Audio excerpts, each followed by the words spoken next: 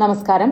Pattambi ഭൂരേഖ തഹസിൽദാറും election master ട്രെയിനറും അതിലുപരി പട്ടാമ്പിയുടെ AERഉം കൂടിയായ സെയ്ദ് മുഹമ്മദ് സാറാണ് നമ്മുടെ കൂടെ ഇന്ന് ചേരുന്നത്. ഇലക്ഷൻ കമ്മീഷൻ വോട്ടർ പട്ടിക റദ്ദാക്കിയതും അതായത് SIR പ്രഖ്യാപിച്ച സാഹചര്യത്തിലും നമുക്ക് ഒരുപാട് സംശയങ്ങളുണ്ട്. ആ സംശയങ്ങൾ ദൂരീകരിക്കാൻ കൂടി വേണ്ടിയാണ് സാർ ഇന്ന് നമ്മളൊപ്പം ചേരുന്നത്. അപ്പോൾ സാറിനോട് ചില ചോദ്യങ്ങളുണ്ട്. അതായത് കേരളം ഇപ്പൊ 2 ദിവസമായിട്ട് ഈ ഉത്കണ്ഠയോടെ കേട്ടുവരുന്ന ഒരു ടേമാണ് SIR എന്ന് പറയുന്നത്. ശരിക്കും എന്താണ് SIR എന്ന് പറഞ്ഞു കഴിഞ്ഞാൽ ഇലക്ഷൻ കമ്മീഷൻ ഓഫ് ഇന്ത്യ 1ാം ഘട്ട SIR ആദ്യമേ അവസാനിപ്പിച്ചിരുന്നു. നിങ്ങൾക്കറിയാം, ബീഹാറിൽ. അതായിരുന്നു ഫസ്റ്റ് ഫേസ്. ബീഹാർ ഇപ്പോൾ അതിന്റെ നിയമസഭാ ഇലക്ഷനിലേക്ക് പോയിട്ടുണ്ട്. 2ാമത്തെ ഫേസ് ഇപ്പോൾ പ്രഖ്യാപിച്ചിരിക്കുകയാണ്. 2ാമത്തെ ഫേസിൽ കേരളം ഉൾപ്പെടെ രാജസ്ഥാൻ, ഉത്തർപ്രദേശ്, മധ്യപ്രദേശ്, ഛത്തീസ്ഗഡ്, വെസ്റ്റ് ബംഗാൾ, തമിഴ്നാട് ഉൾപ്പെടെ 12 സംസ്ഥാനങ്ങളിലാണ് SIR പ്രഖ്യാപിച്ചിട്ടുള്ളത്. അതായത് വോട്ടർ പട്ടികയുടെ തീവ്ര പുതുക്കൽ. അതാണ് SIR കൊണ്ട് ഉദ്ദേശിക്കുന്നത്. അപ്പോൾ ഇപ്പൊ നമുക്ക് ആർക്കും വോട്ട് ചെയ്യാൻ പറ്റില്ലേ? അതൊരു ഷെഡ്യൂളാണ്. Election commission of India SIR പ്രഖ്യാപിച്ചത്, അതിന്റെ ഷെഡ്യൂൾ ആരംഭിച്ചിരിക്കുന്നത് 27-ാം തീയതി മുതലാണ്. 27-ാം തീയതി ഇലക്ഷൻ കമ്മീഷൻ ഓഫ് ഇന്ത്യ എന്ത് ചെയ്തു വെച്ചിട്ടുണ്ടെങ്കിൽ എന്യൂമറേഷൻ ഫോം, ഓരോ വോട്ടറുടെയും പേരിലുള്ള എന്യൂമറേഷൻ ഫോം പ്രിന്റ് ചെയ്ത് മാറ്റി. എന്നിട്ട് 28-ാം തീയതി ഇലക്ഷൻ കമ്മീഷൻ ഓഫ് ഇന്ത്യ നമ്മുടെ വോട്ടർ പട്ടിക അപ്പാടെ മരവിപ്പിച്ചു. സാധാരണ എല്ലാ വർഷവും നമുക്ക് വോട്ടർ പട്ടിക പുതുക്കലുണ്ട്. അതിനോടനുബന്ധിച്ച് നമ്മൾ ലോക്ക് ചെയ്യാറുണ്ട്. ഈസിയായി ഇത് ലോക്ക് ചെയ്യാറുണ്ട്. പക്ഷേ എപ്പോഴും ലോക്ക് ചെയ്യുന്ന പോലെയല്ല ഇപ്രാവശ്യം ലോക്ക് ചെയ്തിട്ടുള്ളത്. അത് മുഴുവനായിട്ടും ഇപ്പം നമുക്ക് 0 വോട്ടേഴ്സാണുള്ളത്. അതായത് നമുക്ക് ആർക്കും ഇപ്പോൾ വോട്ടില്ല. ഈ SIR തുടങ്ങുകയാണ്, നമുക്ക് ആർക്കും ഇപ്പോൾ വോട്ടില്ല. ഇത് ലോക്ക് ചെയ്തിരിക്കുകയാണ്. ഇനി ഈ ഷെഡ്യൂള് നടപ്പാക്കി ഇതിന്റെ അവസാനത്തിലേക്ക് വരുമ്പോഴാണ് അർഹതപ്പെട്ട എല്ലാ ആളുകളെയും വോട്ടർ പട്ടികയിൽ ഉൾപ്പെടുത്തുകയും അർഹതയില്ലാത്ത എല്ലാ ആളുകളെയും വോട്ടർ പട്ടികയിൽ നീക്കം ചെയ്യുകയും ചെയ്യുന്ന വളരെ പ്രത്യേകമായിട്ടുള്ള ഒരു പ്രോസസ്സ് തന്നെയാണ് SIR. ആർക്കാണ് ഇനി വോട്ട് ചേർക്കാൻ കഴിയുക? അതായത് വോട്ട് ചേർക്കാൻ 4 നിബന്ധനകളാണ് എല്ലാ കാലത്തും ഉള്ളത്. അതിനുമുമ്പ് ഞാനൊരു കാര്യം പറയാം. SIR എന്നുള്ളത് ആദ്യത്തെ ഒരു പ്രോസസ്സല്ല. ആദ്യത്തെ SIR അല്ല ഇന്ത്യ രാജ്യത്ത് നടപ്പാക്കുന്നത്. 1951 മുതൽ 2004 വരെയുള്ള പീരീഡിൽ 8 പ്രാവശ്യം SIR നടപ്പാക്കിയിട്ടുണ്ട്. 2004 ശേഷം 2025 വരെയുള്ള ഈ പീരീഡിൽ SIR ഉണ്ടായിരുന്നില്ല. കൊല്ലമുള്ള പുതുക്കൽ മാത്രമേ ഉണ്ടായിരുന്നുള്ളൂ. പക്ഷേ ഇപ്പോൾ SIR നടപ്പാക്കുന്നത് സമഗ്രമായ പുതുക്കലിന് വേണ്ടിയാണ്, തീവ്ര സമഗ്രമായ പുതുക്കലിന് വേണ്ടിയിട്ടാണ്. അപ്പോൾ അത് കഴിഞ്ഞ 21 വർഷത്തിന് ശേഷം ഇപ്പോൾ ഈ 2025 9ാമത് SIR ആണ് ഇന്ത്യ രാജ്യത്ത് ഇലക്ഷൻ കമ്മീഷൻ നടപ്പാക്കുന്നത്. ആർക്കാണ് ഇനി വോട്ടർ പട്ടികയിൽ പേര് ചേർക്കാൻ കഴിയുക എന്നുള്ളതാണ് ചോദ്യം. ഇനി എന്ന് പറഞ്ഞാൽ ഇതുവരെയും ചേർക്കാൻ അർഹതപ്പെട്ടവരെന്ന് പറഞ്ഞിട്ടുണ്ടെങ്കിൽ 4 കണ്ടീഷനാണുള്ളത്. 1, 18 വയസ്സ് പൂർത്തിയായിരിക്കണം. 2, ഇന്ത്യൻ പൗരനായിരിക്കണം. 3, ഒരു സ്ഥലത്തെ സ്ഥിരതാമസക്കാരനായിരിക്കണം. 4, ക്ഷമതയുള്ള ഒരു കോടതി ഡിസ്ക്വാളിഫിക്കേഷൻ ഒന്നും പ്രഖ്യാപിക്കാത്ത ഒരാളായിരിക്കണം. ഇങ്ങനെ 4 കണ്ടീഷനും സാറ്റിസ്ഫൈ ചെയ്യുന്ന എല്ലാ ഇന്ത്യൻ പൗരന്മാരെയും, 18 വയസ്സ് പൂർത്തിയായ എല്ലാ ഇന്ത്യൻ പൗരന്മാർക്കും വോട്ടർ പട്ടികയിൽ പേര് ചേർക്കാൻ അർഹതയുണ്ട്. അത് ചേർപ്പിക്കുക എന്നുള്ളതാണ് നമ്മുടെ ദൗത്യം. എന്താണ് ഇതിന്റെ ഒരു പ്രോസസ്, അല്ലെങ്കിൽ ആരാണ് ഇത് ചെയ്യുക? ഇത് ചെയ്യേണ്ടത് ഇലക്ഷൻ കമ്മീഷൻ ഓഫ് ഇന്ത്യയുടെ ഹൈറാർക്കി അനുസരിച്ച് വോട്ടർമാരുമായി മുഖാമുഖം സംവദിക്കുന്നത് BLOമാരാണ്, ബൂത്ത് ലെവൽ ഓഫീസർമാർ. ബൂത്ത് ലെവൽ ഓഫീസർമാർക്ക് മുകളിലായിട്ട് 8-10 ബൂത്തുകൾക്ക് ഒരു സൂപ്പർവൈസർ ഉണ്ട്. അത് സ്വാഭാവികമായിട്ടും റവന്യൂ ഡിപ്പാർട്ട്മെന്റിലെ ഒരു വില്ലേജ് ഓഫീസറോ അല്ലെങ്കിൽ ഒരു സ്പെഷ്യൽ വില്ലേജ് ഓഫീസറോ ഒക്കെ ആയിരിക്കും സൂപ്പർവൈസർ. ആ സൂപ്പർവൈസർക്ക് മേലെ താലൂക്ക് ആസ്ഥാനത്തൊരു AER ഉണ്ടാവും. ജില്ലാ ആസ്ഥാനത്ത് ERO ഉണ്ട്. ERക്ക് മുകളിലായി ജില്ലാ ഇലക്ഷൻ ഓഫീസർ, അതായത് ഡിസ്ട്രിക്ട് ഇലക്ഷൻ ഓഫീസർ എന്ന് പറഞ്ഞാൽ നമ്മുടെ ജില്ലാ കളക്ടറാണ്, അവരുണ്ട്. പിന്നെ സംസ്ഥാനത്തേക്ക് പോയി കഴിഞ്ഞിട്ടുണ്ടെങ്കിൽ CEO ഉണ്ട്, ചീഫ് ഇലക്ടറൽ ഓഫീസർ. നമുക്ക് പൊതുവെ കൺഫ്യൂഷനുള്ളൊരു വിഷയം ഞാൻ പറയാം. നമുക്ക് 2 തരം വോട്ടർ പട്ടികകളുണ്ട്. ഇപ്പോൾ പഞ്ചായത്ത് ഇലക്ഷൻ അടുത്തിരിക്കുകയാണ്. അതിനുള്ള സ്ഥാനാർത്ഥി നിർണ്ണയമൊക്കെ ഏറെക്കുറെ ചൂടുപിടിച്ച ചർച്ചകൾ നടന്നുകൊണ്ടിരിക്കുകയാണ്. ഈ സമയത്ത് പട്ടിക റദ്ദാക്കി കഴിഞ്ഞാൽ പഞ്ചായത്ത് ഇലക്ഷൻ എങ്ങനെ നടക്കും എന്ന് പോലും ആശങ്കപ്പെടുന്ന ആളുകളുണ്ട്. സത്യത്തിൽ നമുക്ക് 2 തരം ഇലക്ഷൻ കമ്മീഷൻ ഉണ്ട്. ഒന്ന് സെൻട്രൽ ഇലക്ഷൻ കമ്മീഷൻ അഥവാ election commission of India. Election commission of ഇന്ത്യയാണ് പട്ടിക റദ്ദാക്കിയതും SIR പ്രഖ്യാപിച്ചതും. അവരാണ് സംസ്ഥാനത്തേക്കും അതുപോലെ തന്നെ ലോക്സഭയിലേക്കുള്ള ഇലക്ഷൻ നടത്തുന്നത്. പക്ഷേ പഞ്ചായത്ത് ഇലക്ഷൻ നടക്കുന്നത് സ്റ്റേറ്റ് ഇലക്ഷൻ കമ്മീഷണറാണ്. പഞ്ചായത്ത് ഇലക്ഷൻ നടത്തുന്ന സ്റ്റേറ്റ് ഇലക്ഷൻ കമ്മീഷന്റെ പട്ടിക പഞ്ചായത്ത് വോട്ടർ പട്ടിക. അതിന് യാതൊരുവിധ റദ്ദാക്കലോ ഒന്നും സംഭവിച്ചിട്ടില്ല. അതെല്ലാ പണിയും കഴിഞ്ഞ് അത് വോട്ടെടുപ്പിന് തയ്യാറായിട്ട് അതിൻ്റെ ഫൈനൽ പട്ടിക പ്രസിദ്ധീകരിച്ച് മുന്നോട്ട് പോയിക്കൊണ്ടിരിക്കുകയാണ്. അത് രണ്ടും രണ്ട് തന്നെയാണ്. അപ്പോൾ ഇതിൻ്റെ പ്രോസസ്സിൽ, അതായത് SIRന്റെ പ്രോസസ്സിൽ നമ്മൾ ചെയ്യുക അതിൻ്റെ ജനങ്ങളുമായി നേരിട്ട് കാണുന്ന BLOനെ സഹായിക്കാനായിട്ട് രാഷ്ട്രീയ പാർട്ടി പ്രതിനിധികളായുള്ള ബൂത്ത് ലെവൽ ഏജന്റുമാർ, പിന്നെ ഈ ഒരു പ്രോസസ്സിലേക്ക് വോളണ്ടിയേഴ്സിനെ പോലും രാഷ്ട്രീയ പാർട്ടികളല്ല അല്ലാതെ നിഷ്പക്ഷ വോളണ്ടിയേഴ്സിനെയും ഉൾപ്പെടുത്തിക്കൊണ്ടുള്ള ഗ്രൗണ്ട് ലെവലിലുള്ള പ്രവർത്തനമുണ്ട്. അതിന് മുകളിൽ ഞാൻ പറഞ്ഞ പോലെ സൂപ്പർവൈസർ ഉണ്ട്, അതിന് മുകളിൽ ARO ERO district election officer, അതുപോലെ തന്നെ സംസ്ഥാന തലത്തിൽ CEO ചീഫ് ഇലക്ടറൽ ഓഫീസർ, പിന്നെ ഇന്ത്യ രാജ്യത്ത് ഇലക്ഷൻ കമ്മീഷൻ ഓഫ് ഇന്ത്യ. ഇതാണ് ഇതിൻ്റെ ഒരു ഹൈറാർക്കി. പ്രോസസ്സ് എന്താണെന്ന് ചോദിച്ചിട്ടുണ്ടെങ്കിൽ ഞാനാദ്യം ഇതിൻ്റെ ഒരു ഷെഡ്യൂളിനെ കുറിച്ച് പറയാം. ഇപ്പോൾ 27-ന് നമ്മുടെ എന്യൂമറേഷൻ ഫോം പ്രിൻ്റ് എടുത്തു, 28-ന് നമ്മുടെ പട്ടിക ലോക്ക് ചെയ്തു, സൈറ്റ് ലോക്ക് ചെയ്തു. ഇപ്പം നമ്മളെല്ലാവരും വോട്ടർമാരല്ലാതായി മാറി. ഡയറക്റ്റ് മനസ്സിലാവുന്ന സ്ഥിതിയിൽ പറയുകയാണെങ്കിൽ ഇനി നവംബർ 4 മുതൽ ഡിസംബർ 4 വരെ BLOമാർ വീടുകളിൽ പോയിട്ട് ഈ എന്യൂമറേഷൻ ഫോം എല്ലാ വോട്ടർമാർക്കും വിതരണം ചെയ്യും. വിതരണം ചെയ്യുക മാത്രമല്ല, വിതരണം ചെയ്തത് തിരിച്ചു മേടിക്കുകയും അത് ഡിസംബർ 4-ന് മുമ്പ് EROക്ക് സമർപ്പിക്കുകയും വേണം. ERO സമാന്തരമായിട്ട് തന്നെ ഇത് സൈറ്റിൽ അപ്ലോഡ് ചെയ്യുകയും അതിനുശേഷം ഡിസംബർ 9-ന് ആദ്യത്തെ കരട് പട്ടിക പ്രസിദ്ധീകരിക്കുകയും ചെയ്യും. അപ്പോൾ ആദ്യം പട്ടിക പ്രസിദ്ധീകരിക്കും. ഈ പട്ടിക പ്രസിദ്ധീകരിക്കുമ്പോൾ സ്വാഭാവികമായും ഇതിൽ നിന്ന് വിട്ടുപോയ ആളുകളിൽ അങ്കലാപ്പുണ്ടാവുകയും ഇതിൽ വരാത്ത ആളുകൾ പിന്നെ ആക്ഷേപം ഉന്നയിക്കുകയും ചെയ്യും. അതിന് സമയമുണ്ട്. അതാണ് ആ സമയം. അതായത് ഡിസംബർ 9 മുതൽ ജനുവരി 8 വരെയുള്ള സമയം ആക്ഷേപങ്ങൾ നൽകാനുള്ള ക്ലെയിംസ് ചെയ്യാനുള്ള സമയമാണ്. അത് കഴിഞ്ഞ് ജനുവരി 9 മുതൽ ജനുവരി 31 വരെ ഇതേപോലെ ആക്ഷേപം ഉന്നയിച്ച ആളിൽ നിന്ന് നമ്മൾ എന്ത് ചെയ്യും? നമ്മൾ അവർക്ക് ഹിയറിംഗ് കൊടുത്തിട്ട് അവരെ ഹിയറിങ്ങിന് വിളിക്കും. നോട്ടീസ് കൊടുത്ത് ഹിയറിങ്ങിന് വിളിക്കുകയും അപ്പോൾ മാത്രമേ അവരുടെ രേഖകൾ പരിശോധിക്കുകയും ചെയ്യും. അത് പൂർത്തിയായതിനു ശേഷം, അത് സബ്മിറ്റ് ചെയ്തതിന് ശേഷം വീണ്ടും ഫൈനൽ പട്ടിക പ്രസിദ്ധീകരിക്കും.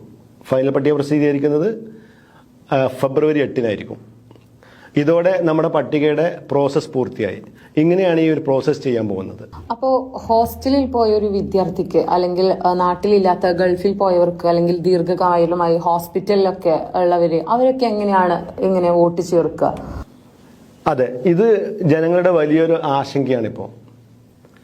അപ്പോൾ ആക്ച്വലി ഇത് മാനുവലായിട്ട് ഫോം BLO വീടുകൾ കൊടുക്കുന്നത് അതിന് പുറമെ അതിലധികം നമ്മൾ പ്രോത്സാഹിപ്പിക്കുന്ന മറ്റൊരു കാര്യമാണ് ഓൺലൈനായിട്ടുള്ള ആപ്ലിക്കേഷൻ. അതിന് ഓൺലൈൻ ആപ്ലിക്കേഷൻ സൈറ്റുകളുണ്ട്. അത് ആ സൈറ്റിലൂടെ പുറത്തിരിക്കുന്നവർക്കും ഹോസ്റ്റലിരിക്കുന്നവർക്കും ഹോസ്പിറ്റലൈസ് ചെയ്തവർക്കും വിദേശത്തിരിക്കുന്നവർക്കും 2025 വോട്ടർ പട്ടികയിൽ പേരുള്ള ആർക്കും സ്വന്തമായിട്ട് തന്നെ അപേക്ഷ സമർപ്പിക്കാവുന്നതും ആ അപേക്ഷ EROക്ക് നേരിട്ട് വരുന്നതും അത് പട്ടികയിലേക്ക് ഉൾപ്പെടുന്നതുമാണ്. ഇനി ഇവിടെ ഇതുമായി ബന്ധപ്പെട്ടിട്ട് വേണ്ടത്ര പരിചയമില്ലാത്ത ആളുകളുടെ ആശങ്കയുണ്ട്. ബോധപൂർവം ആളുകൾ സൃഷ്ടിക്കുന്ന ഒരു കുപ്രചരണങ്ങളുമുണ്ട്. പൊതുവെ നമ്മുടെ ആളുകളുടെ ഒരു സ്വഭാവമാണല്ലോ, ഒരു സംഭവം കിട്ടുമ്പോൾ അതിനെ കൂടുതൽ നിഗൂഢവൽക്കരിക്കുക എന്നുള്ളൊരു സ്വഭാവമുണ്ട് ജനങ്ങളുടെ ഇടയിൽ. അപ്പോൾ കൂടുതൽ സെൻസേഷന് വേണ്ടിയിട്ട് ഈ ഒരു സാഹചര്യത്തിൽ പറഞ്ഞു കേൾക്കുന്നത് എല്ലാ ആളുകളും അവരുടെ ID കാർഡ് സബ്മിറ്റ് ചെയ്യണം. ID കാർഡ് ഇല്ലാത്ത ആളുകൾ പുറത്തു പോകും, ഒരിക്കൽ പുറത്തു പോയി കഴിഞ്ഞാൽ പിന്നെ ഉള്ളിൽ കയറാൻ കഴിയില്ല എന്നൊക്കെ പറഞ്ഞുള്ള ഒരുപാട് കുപ്രചരണങ്ങൾ നടക്കുന്നുണ്ട്. ആക്ച്വലി എല്ലാ ആളുകളും കാർഡ് സബ്മിറ്റ് ചെയ്യേണ്ട ആവശ്യമില്ല.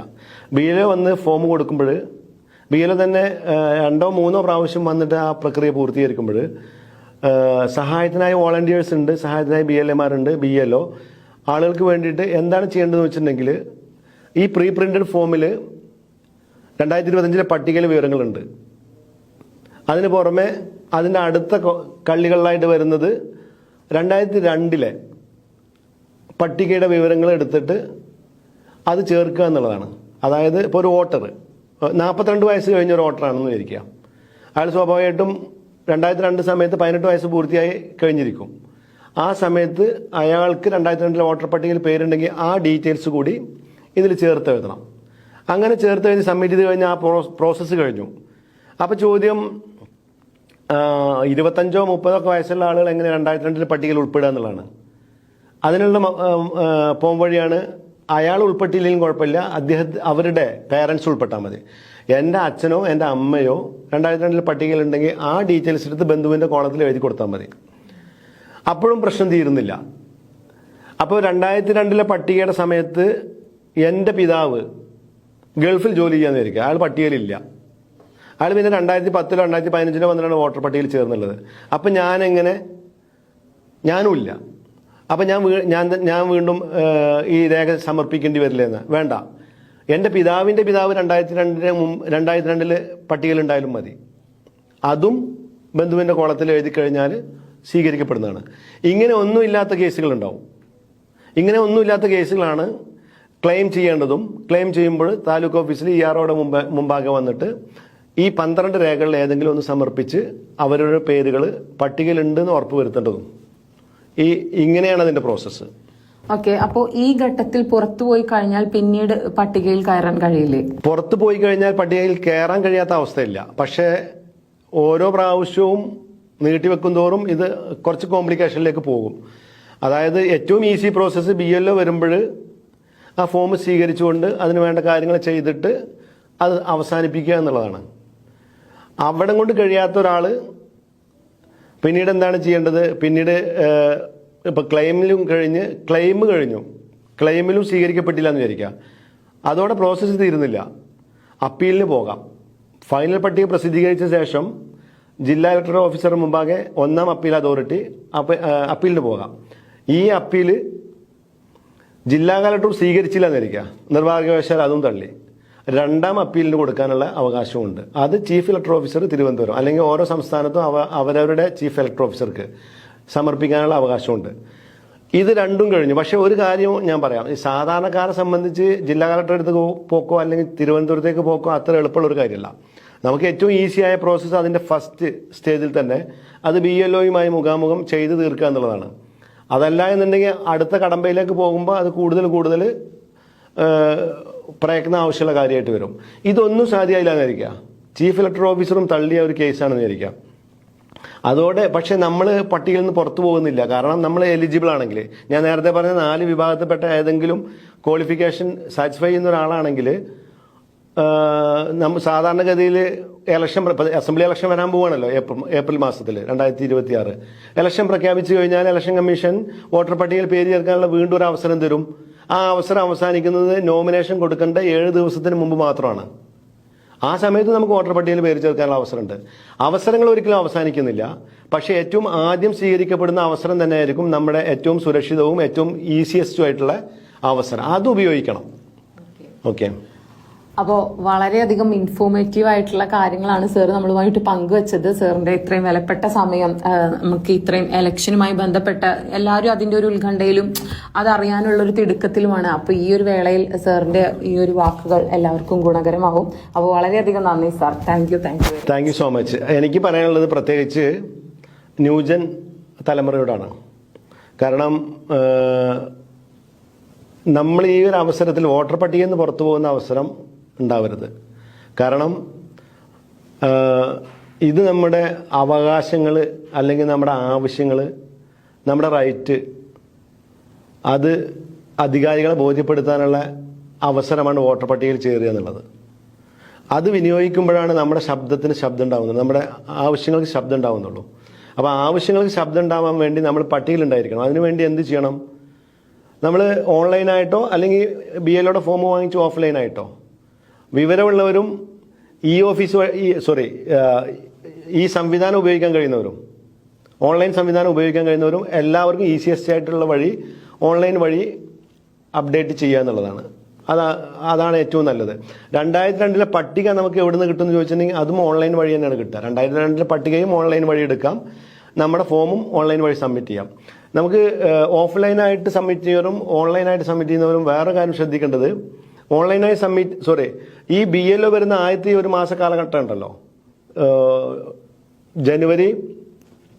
നവംബർ 4 മുതൽ ഡിസംബർ 4 വരെയുള്ള ഈ കാലഘട്ടത്തിൽ ആരും ഒരു തരത്തിലുള്ള ഡോക്യുമെന്റുകൾ നൽകേണ്ടതില്ല. ഈ ഫോം ഫില്ല് ചെയ്ത് നൽകുക, പ്ലസ് നമ്മൾ 2002 ഡീറ്റെയിൽസും അതിൻ്റെ കൂടെ എഴുതി ചേർക്കുക. പിന്നെ പഴയ കാലത്തുള്ള മോശപ്പെട്ട ഫോട്ടോകളൊക്കെ ആണെങ്കിൽ, അതായത് കാലഹരണപ്പെട്ട ഫോട്ടോ ആണെങ്കിൽ പുതിയ ഫോട്ടോ സ്റ്റിക്ക് ചെയ്യുക, ഫോട്ടോ കൂടി റെഡിയാക്കി വെക്കുക. ഇത്രയും കാര്യങ്ങളാണ് നമ്മൾ ആദ്യം ചെയ്യാനുള്ളത്. ഇത് ഒരിക്കലും നമ്മൾ ഉത്കണ്ഠപ്പെടേണ്ട ഒരു കാര്യമേ ഇതിലില്ല.